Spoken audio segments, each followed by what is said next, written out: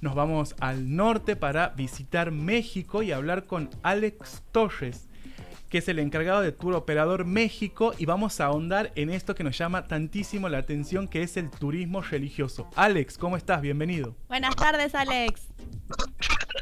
¿Qué tal? Muy buenas tardes. ¿Cómo están?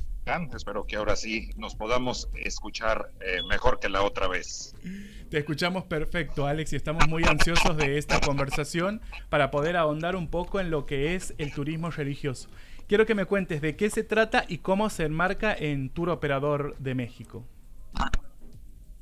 Ok, perfecto, sí, muchísimas gracias. Bueno, retomando, o mejor dicho, volviendo a iniciar con el tema, porque la vez pasada quedó en el aire y quedó incompleto. Y bueno, para todas aquellas personas que no nos hicieron favor de seguir en aquel día, vamos a iniciar.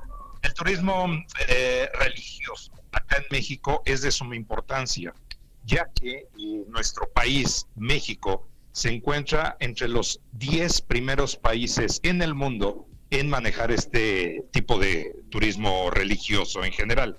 Esto va, bueno, mucho por cuestiones de fe. Sabemos que en especial México y, bueno, buena parte de América Latina, la parte religiosa es muy fuerte, muy importante. Repito, son creencias, es cuestiones de fe. Pero, pues, ejemplos muy fuertes a nivel mundial con respecto a lo que es turismo religioso. Por ejemplo, nos encontramos con las grandes peregrinaciones que hay hacia la Meca, en donde, bueno, se maneja una gran cantidad de gente.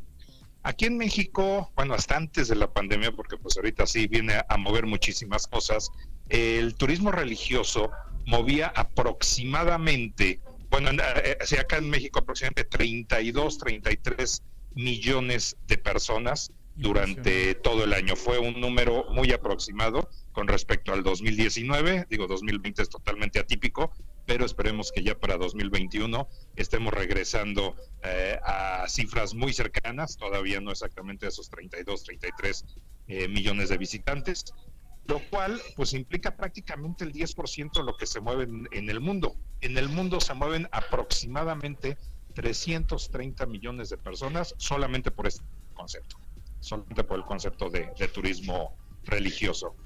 Y bueno, acá en México eso... Sí, adelante, perdón. Alex, sí, antes de dejarte pasar te quería preguntar, porque bueno, nombras la cantidad de turistas que viajan alrededor del mundo para hacer este tipo de turismo, y te quería preguntar, bueno, vos que tienes experiencia también en el tema, ¿es posible que el turismo religioso haya surgido de la misma demanda? Al ver que tanta circulación y fluidez de gente eran las que se acercaban a, bueno, a todos los templos, a todas las cosas que estás contando. ¿A partir de ahí el turismo decide hacer un turismo especializado en la religión o venía desde antes? De hecho, podemos decir que venía desde mucho antes.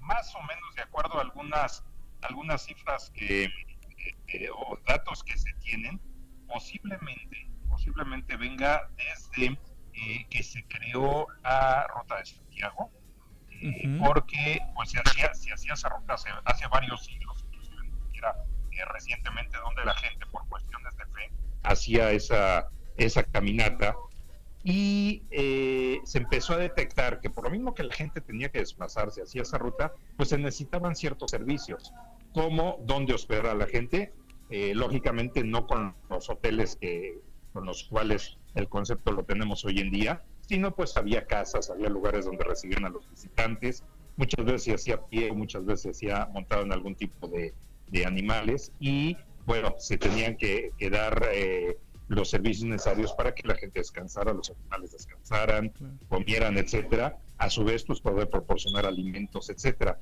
Entonces, más o menos es lo que se tiene de inicio como algo previo a lo que hoy conocemos como turismo religioso.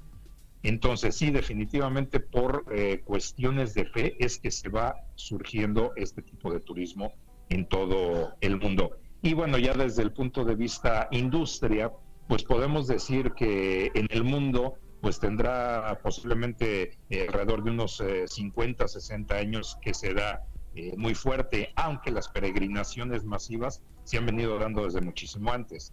El gran ejemplo que tenemos acá en México es lo que son las peregrinaciones a lo que es la Basílica de Guadalupe acá en México, que por cierto es el lugar que más turismo normalmente se maneja. Y hoy en día ya están abiertos muchos santuarios acá en México que ya están empezando a recibir turismo con muchas restricciones.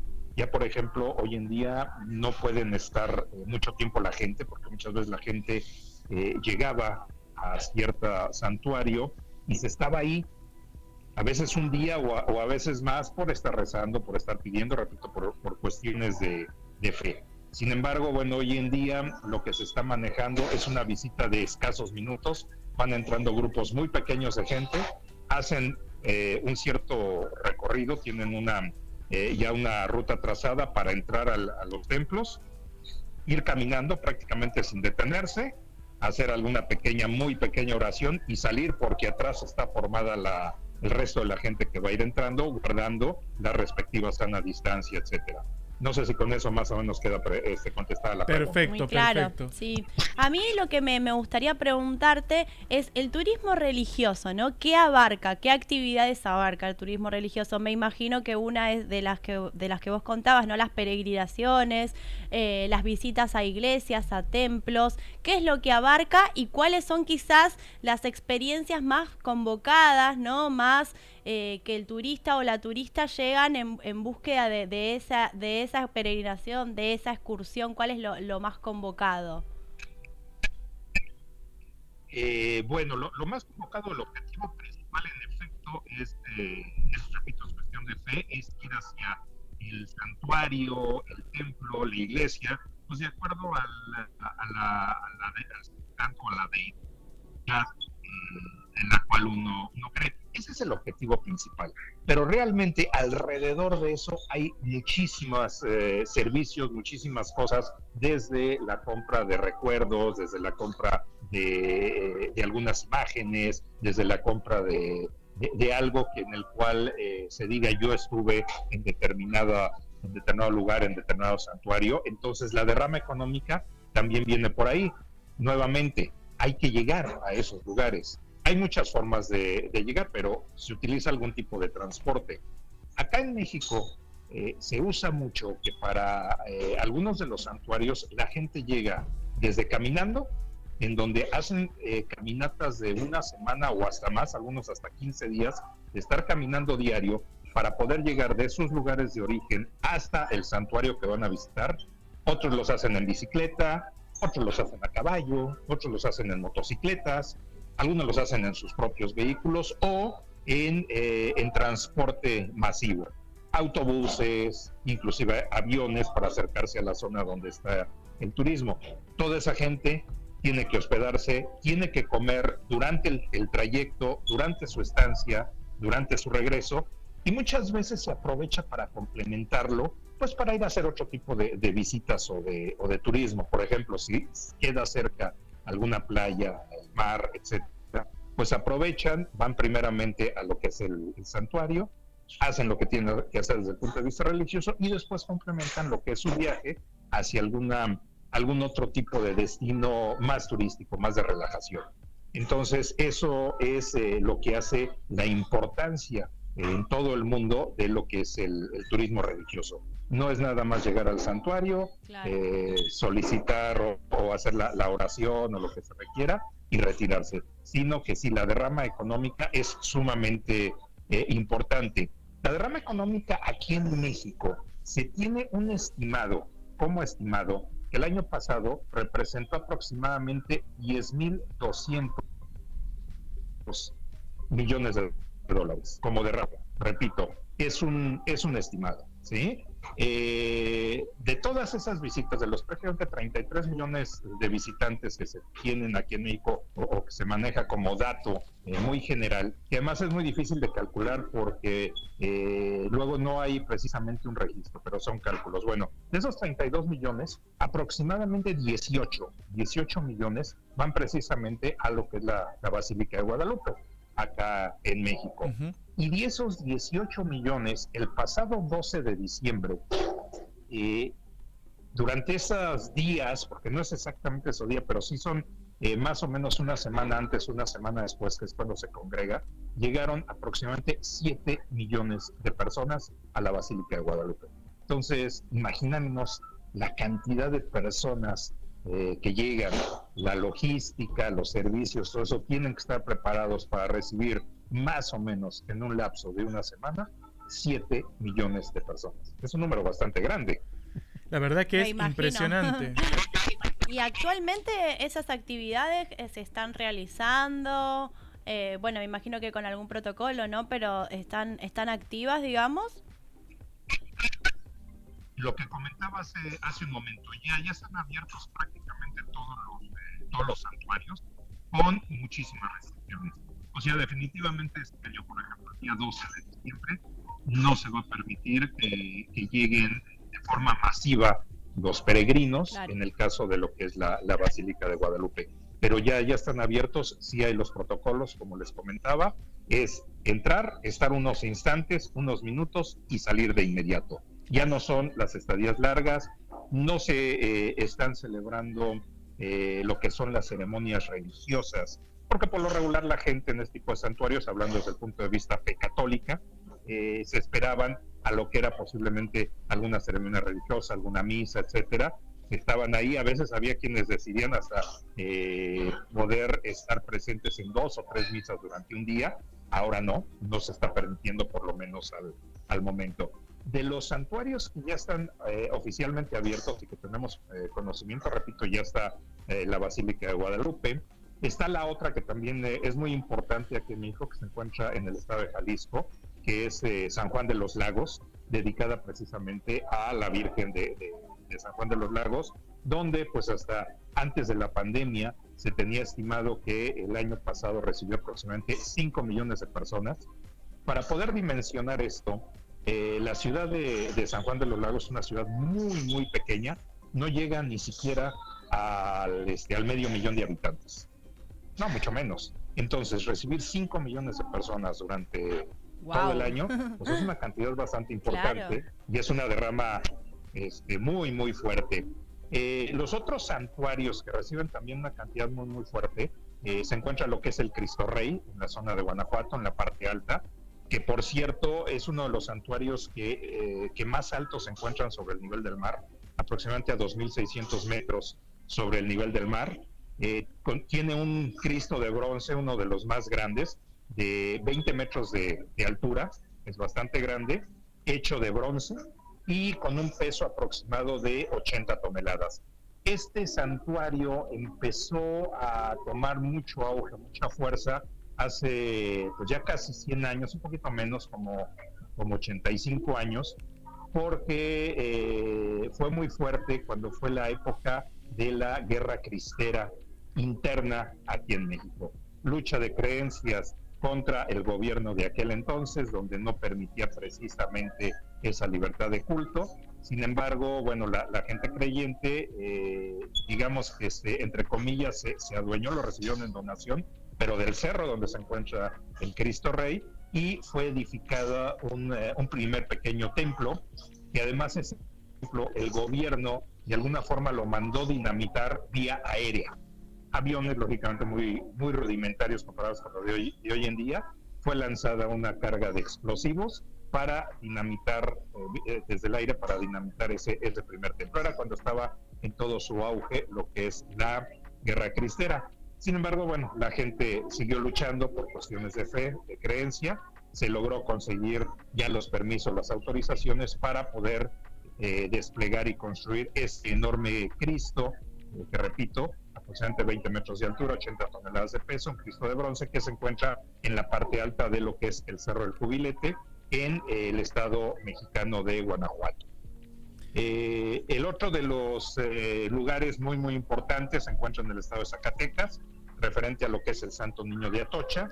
Este niño, de alguna forma, la imagen fue traída desde España, desde época de la colonia. Sin embargo, ha tenido también muchos adeptos y también recibe una visita aproximada de 2 millones de personas al año.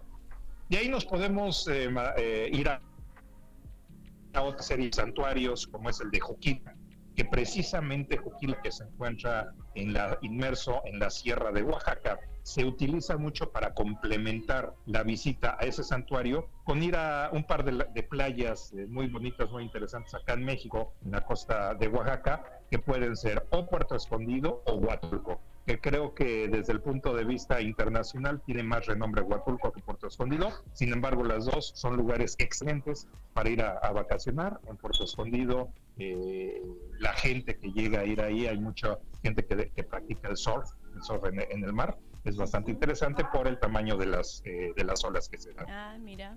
Otro de los santuarios tan muy importantes se encuentran en la zona conurbada de Guadalajara, que es en la zona de Zapopan, la imagen de Zapopan.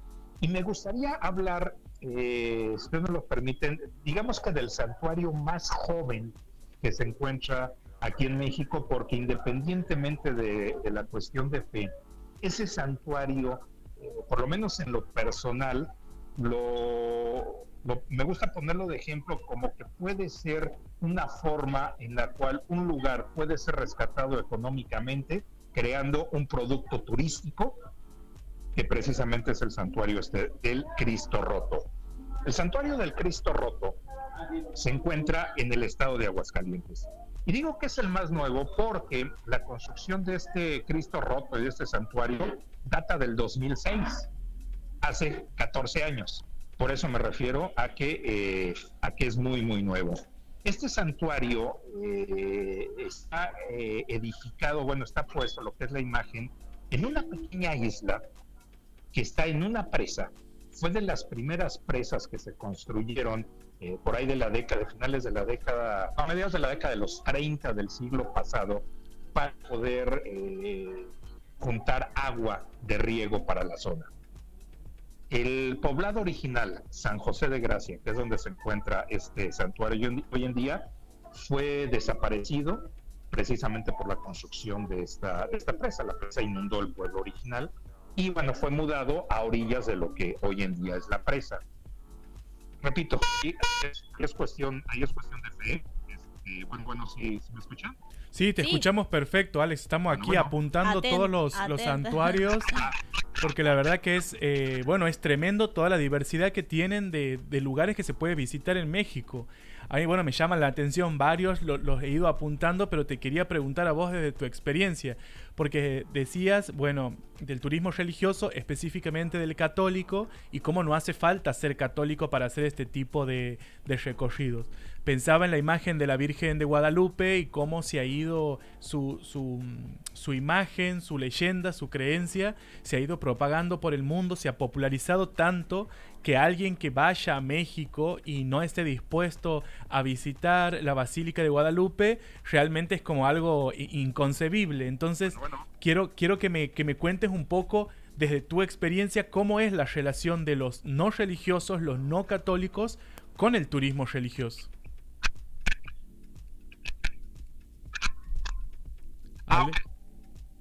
Alex, ¿nos escuchas? Sí. De hecho, sí hay también la parte de...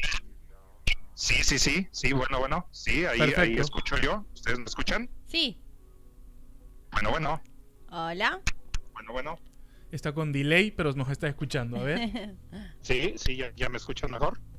Sí, perfecto, te escuchamos bien. Sí, estoy escuchando, sí. Ok, perfecto. Me preguntaban acerca de posiblemente otro tipo de turismo que no sé. Perfecto. Correcto. A ver, Alex, estamos teniendo ahí un problema de comunicación que, nos está contando sobre el turismo religioso. Súper interesante. Hola. A ver, Alex. Hola. Sí, te escuchamos. Sí, aquí estoy. ¿Sí me escuchan? Sí. ¿Ya mejor? Uh-huh. Ok, pero la pregunta...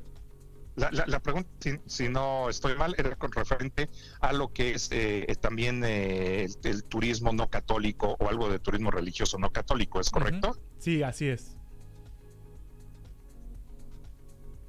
Sí, ¿aló? ¿Sí? Ok, sí hay algunos datos con respecto a esto. Por ejemplo, hay un grupo religioso, independientemente de otro tipo de cuestiones que hay, hasta, ¿por qué no decirlo, legales? Pues un grupo religioso muy, muy fuerte que ha que ha tomado mucha fuerza más o menos en los últimos 30, 40 años, que es el grupo religioso de la Luz del Mundo. Sí. No sé si han escuchado hablar de ese grupo religioso. Yo la verdad Sí, que no, okay, pero bueno. si nos querés contar. Tiene su sede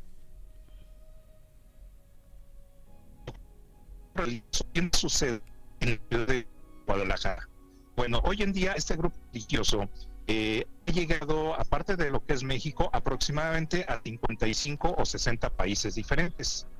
Y ellos hacen cada año, bueno, a excepción de este, pero cada año hacen una especie de reunión anual en la ciudad de Guadalajara que dura aproximadamente 11 días. A ver, Alex, en te la ciudad estamos de escuchando Guadalajara durante el entrecortado. mes de agosto.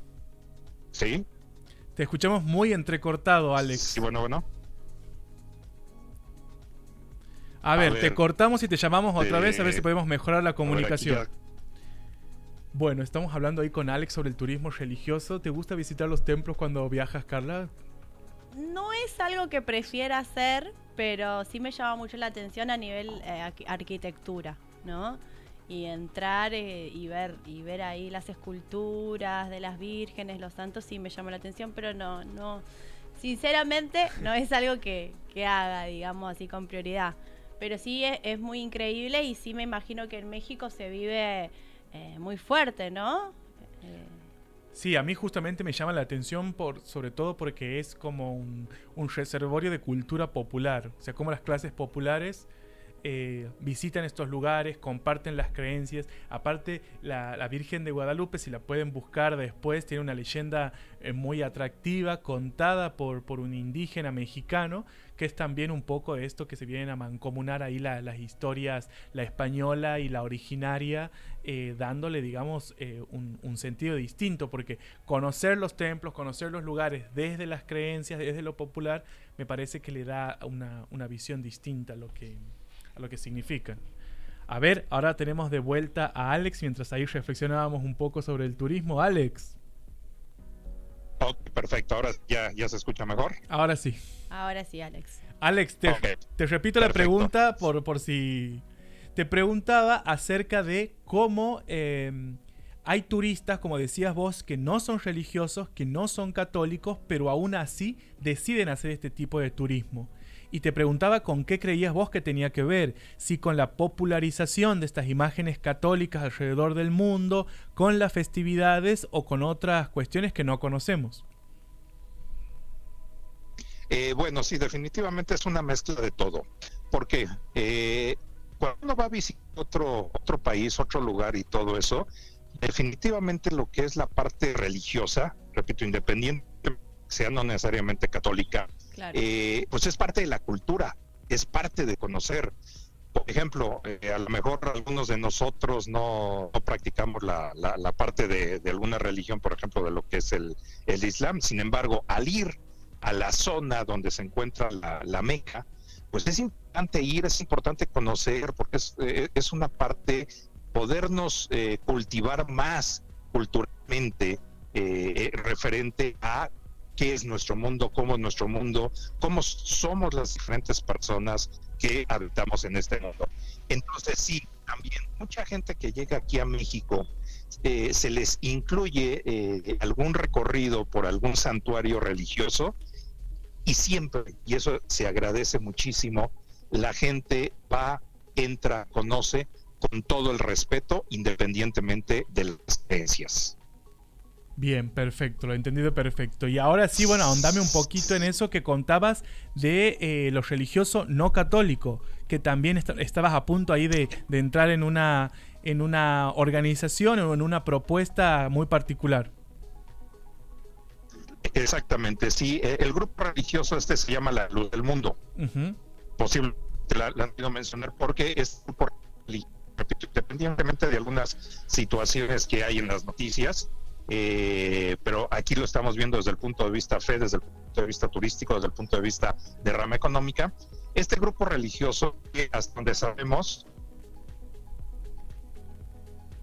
Sí, aló. Alex, sí, te escuchamos, continúa. Sí, ok, perfecto. Sabemos que abarca hoy en día aproximadamente a 60 países, parte de México. Bueno, la sede de este grupo religioso se encuentra en la ciudad de Guadalajara, muy famosa en todo el mundo, Sí. de aquí de México.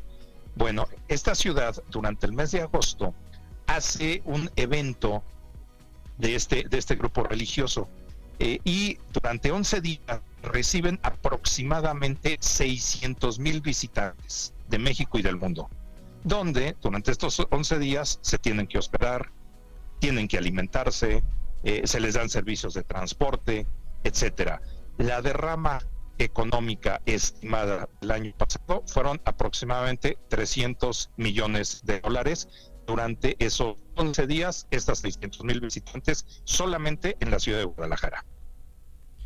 Mirá, qué interesante la propuesta, la verdad que no la conocía, siempre estamos acostumbrados a ver, bueno, como contabas vos, acerca de cuáles son los lugares más transitados, y también pensaba en esto, de que cuando uno viaja a los lugares, está muy acostumbrado a hacer algunas cosas ya por la propia inercia, que es museos e iglesias, como visitar eso en los cascos históricos de la ciudad.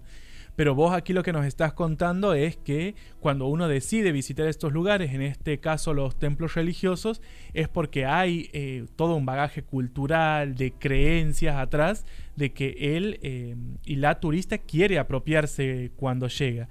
¿Es así? ¿O hay gente que quiere hacer turismo religioso específicamente?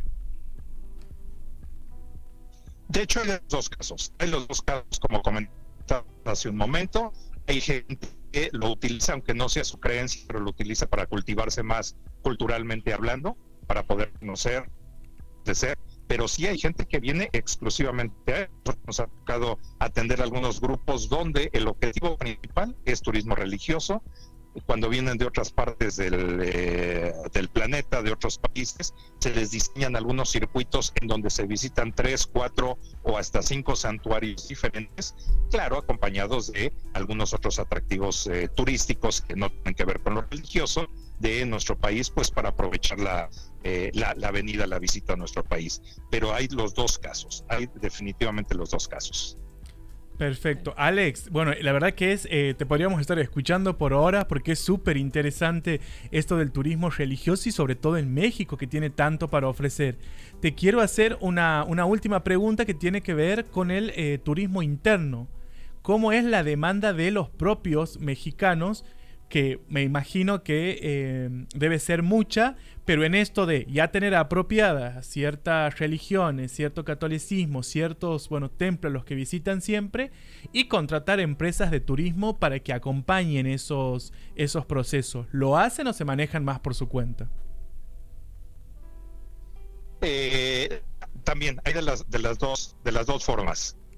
Como les comentaba, aquí en México más o menos 32 millones de visitantes que se tiene estimado que hacen el turismo religioso dentro del país. De esos 33 millones de turistas, el 64% aproximadamente son mexicanos y el otro 36% son internacionales. Y lo hacen de muchas formas. Hay quien decide tomar su vehículo, irse con su familia, a lo mejor de un día, de dos, un poquito más, e ir al santuario. Pero hay quienes lo hacen por grupos muy grandes, sobre todo cuando son las grandes peregrinaciones como la del 12 de diciembre a la Basílica de Guadalupe, y llegan por grupos. Entonces, por lo tanto, requieren de transportes para mucha gente, tipo buses, se requieren los hospedajes para todos, etcétera. Entonces, sí hay quienes contratan paquetes completos que les incluya la parte de la visita al santuario, a donde quieran ir, al santuario o a los santuarios objetivo. Pero sí hacen uso de los servicios turísticos que hay alrededor de todo esto. Alex, a mí me gustaría preguntarte antes de cerrar la entrevista, si me imagino que sí, ¿no? ¿Has participado en alguna peregrinación? ¿No? Sí me llama la atención cómo es el recorrido, ¿no? Salen de un punto, llegan a otro lugar, a medida que van transitando, digamos, ¿cómo se vive eso, digamos, no solamente con la gente del lugar, sino también con los turistas y las turistas acompañando? ¿Cómo es esa experiencia que me imagino que con toda la energía de tanta gente, ¿no? Con tantas personas que vos nos comentabas?